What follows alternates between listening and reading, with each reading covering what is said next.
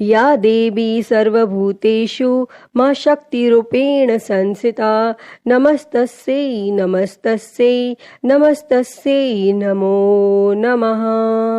जय माता दी। प्रिय भक्तजनों, आज हम इस वीडियो में गुप्त नवरात्रि के छठे दिन माता त्रिपुर भैरवी की कथा सुनेंगे। नवरात्रि का पर्व जो कि वर्ष में 4 बार मनाया जाता है, 2 प्राकट्य नवरात्रि के रूप में और 2 गुप्त नवरात्रि के रूप में। प्राकट्य नवरात्रि जो कि चैत्र और आश्विन के महीने में शुक्ल पक्ष की प्रतिपदा तिथि से लेकर के 9वीं तिथि तक माता दुर्गा के 9 स्वरूपों का पूजन किया जाता है, और वहीं पर गुप्त नवरात्रि जो कि आषाढ़ के महीने में और माघ के महीने में शुक्ल पक्ष प्रतिपदा तिथि से लेकर के 9वीं तिथि तक 10 महाविद्याओं का पूजन किया जाता है। और जो भी भक्त सच्ची श्रद्धा के साथ, नियम और निष्ठा के साथ नवरात्रि का व्रत करते हैं और माता का पूजन करते हैं, कथा का श्रवण करते हैं, उनके सभी प्रकार के दुख और कष्ट दूर होते हैं तथा सुख और समृद्धि की प्राप्ति होती है। गुप्त नवरात्रि के छठे दिन माता त्रिपुर भैरवी का पूजन किया जाता है। माता भैरवी अपने प्राकृतिक रूप में अत्यंत भयंकर और डरावनी प्रतीत होती हैं, क्योंकि माता भैरवी अपने गले में असुरों के कटे हुए सिरों का हार या मस्तूलों की माला धारण करती हैं, जिससे रक्त की धार बह रही होती है। देवी का मुख डरावना और भयावह है। भूत प्रेतों की तरह माता भैरवी का दृश्य है। देवी वह शक्ति है जो चाहे दाह संस्कार के माध्यम से या प्राकृतिक क्रियाओं के माध्यम से मृत शरीर को उसके घटक भागों में वापस बदलने की अनुमति देती हैं। मृत शरीर का दाह संस्कार किया जाता है ताकि शरीर को सामान्य प्रक्रिया के हिस्से के रूप में 5 तत्वों में आत्मसात किया जा सके। माता भैरवी की सबसे विशिष्ट विशेषता उनका शारीरिक रूप है, जिसका सूक्ष्म तत्व का तेजस की अभिव्यक्ति के साथ गहरा नाता है। वह तापस के रूप में जानी जाने वाली, परिवर्तनकारी गर्मी और तेजस के रूप में जानी जाने वाली दिव्य रोशनी दोनों का प्रतीक है।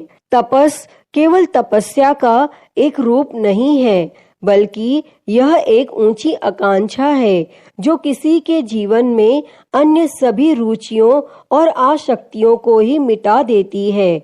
वह जीवन की मौलिक इच्छा शक्ति भी है, जिस पर महारत हासिल करने के लिए हम कड़ी मेहनत करते हैं, और मन एकाकी रूप से एकाग्र हो जाता है जब इसे इसके साथ आनंदमय एकता के लक्ष्य पर स्थिर किया जाता है। इस एक चित्तता के लिए अद्वैत का अनुभव संभव है, जिससे सभी नाम और रूप मिट जाते हैं। एक आकांक्षी जो शुद्ध आनंद बनने के लिए अपने मन को खाली करने में सफल होता है, उससे अपना वास्तविक लौकिक रूप प्राप्त कर लिया है। चतुर्खष्टी योगिनी में 64 योगिनियों का उल्लेख है।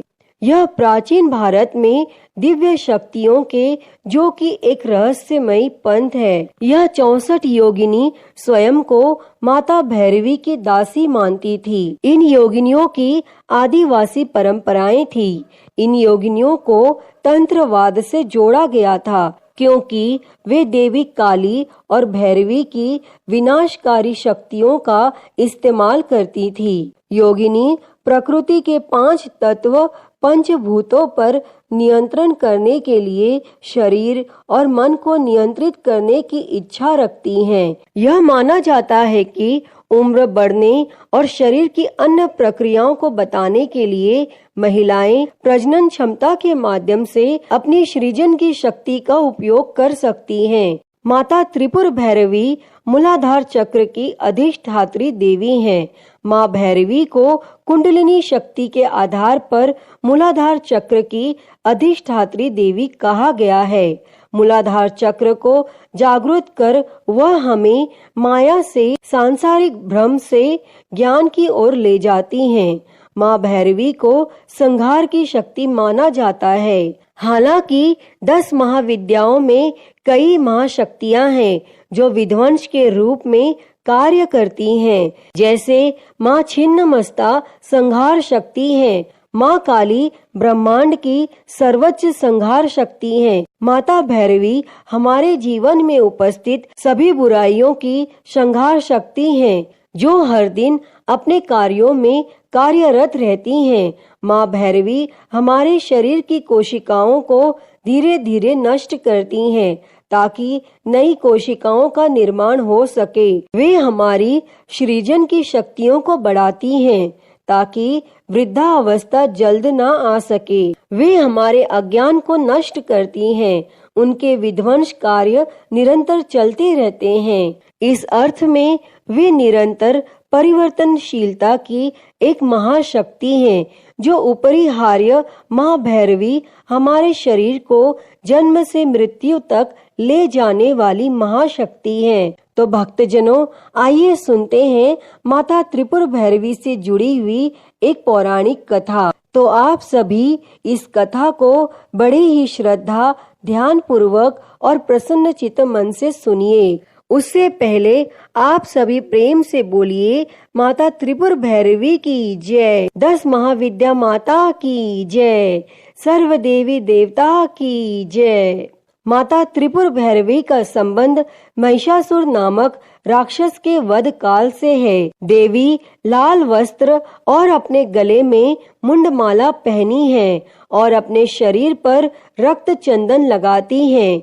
देवी अपने दाहिने हाथ में जप की माला और एक किताब रखती हैं और उनका बायां हाथ अभय मुद्रा को दर्शाता है और वे कमल के आसन पर बैठती हैं। और यह माता त्रिपुर भैरवी ही थीं जिन्होंने 18 भुजाओं वाली दुर्गा का रूप धारण करते हुए उत्तम शहद पीकर महिषासुर नामक राक्षस का वध किया था। उन्होंने महिषासुर का वध देवी दुर्गा का वेश धारण करके किया था।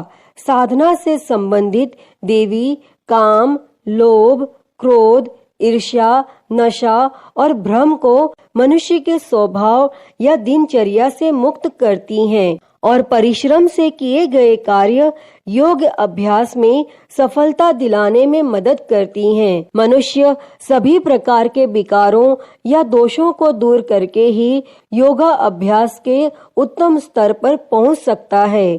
कुंडलिनी शक्ति के जागरण के लिए सभी प्रकार के मानवीय दोषों या अष्टपाश का विनाश आवश्यक है और यह शक्ति माता देवी त्रिपुर भैरवी को ही प्राप्त होती है। माता त्रिपुर भैरवी को 2 अलग अलग छवियों के रूप में चित्रित किया गया है।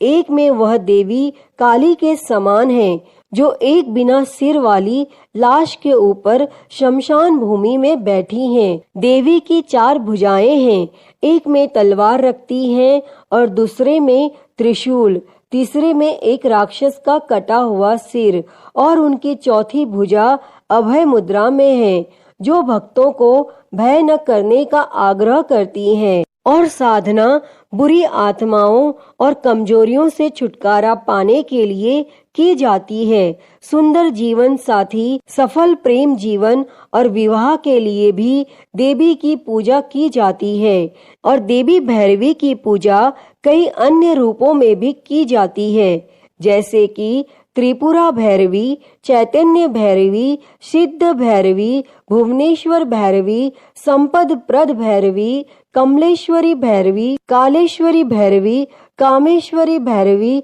नित्य भैरवी, रुद्र भैरवी, भद्र भैरवी और 7 कोटि भैरवी। और त्रिपुरा भैरवी तांत्रिक क्रियाओं की देवी हैं। वह भगवान की अभिव्यक्ति के भयानक रूप का प्रतिनिधित्व करती हैं। वह 10 महाविद्याओं में से एक हैं और शक्ति के इस रूप की पूजा करने वाले भक्तों को भगवान शिव की महाविद्या रिद्धि सिद्धि प्रदान करती हैं। अतः हे माँ त्रिपुर भैरवी, इस कथा को कहते, सुनते और हुंकारा भरते सभी पर अपनी कृपा बनाए रखना, सभी के जीवन के दुखों को दूर करना और सभी के जीवन में सुख समृद्धि देना। तो सभी प्रेम से बोलिए, माता त्रिपुर भैरवी की जय, नौ दुर्गा देवी की जय, 10 महाविद्या माता की जय, सर्व देवी देवता की जय। प्रिय भक्तजनों, तो मैं उम्मीद करती हूँ कि आपको आज की यह कथा पसंद आई होगी और अगर वीडियो अच्छी लगी हो तो इसे लाइक करें, ज्यादा से ज्यादा शेयर करें और कमेंट में माता त्रिपुर भैरवी की जय लिखना ना भूलें और महाकाल भक्ति ज्ञान चैनल को सब्सक्राइब कर नोटिफिकेशन बेल को जरूर ऑन कर लें। हर हर महादेव। धन्यवाद।